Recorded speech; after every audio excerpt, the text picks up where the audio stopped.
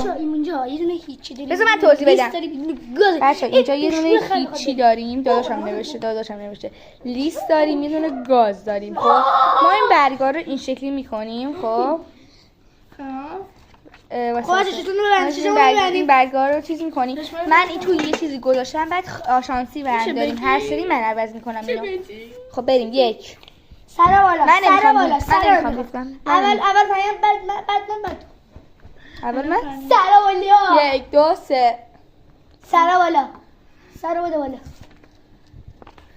بچه مال من این افتاد میرم بچه مال من این افتاد. مال تو چی افتاد؟ 2000 افتاد. بریم. واسه من باید بیارم باید بیارم. اینو بگی ازتون واسه نورو لیستش باید بزنم بچه.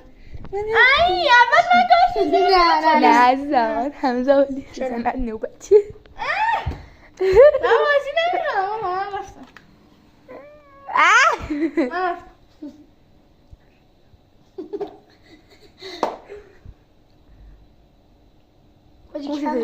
گورت شد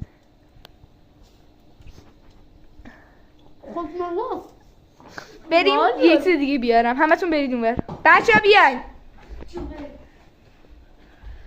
وای بچه ها بریم دقیقا بگو چیز بدی یا خوب خیلی بده بعد هنوز من میتونم چیز کنم بریم 1 2 3 سر بالا اول من سر بالا ایسه منم ایسه منم برو ماتیا دستمون توی برو من میارم خب برو ماتیا یس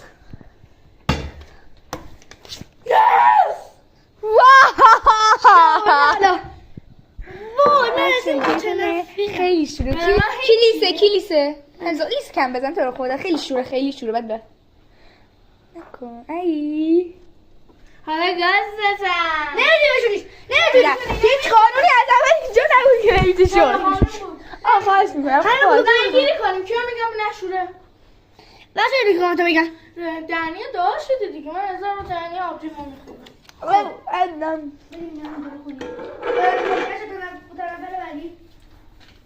خب باشه من خوبه اول منم سری بعدی اول توی دوم اینه سوم منم الان بریم ویدیو بعدی بریم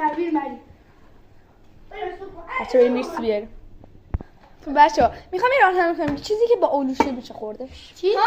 باید با آلوچه خوردش میتونی با چیزایی ماست بخوری دارم میگم با آلوچه هم گوجه سبز خوری بعد تو میگی گوجه سبز با گوجه نه اول میرم منم منم سر بالا وای بردار توی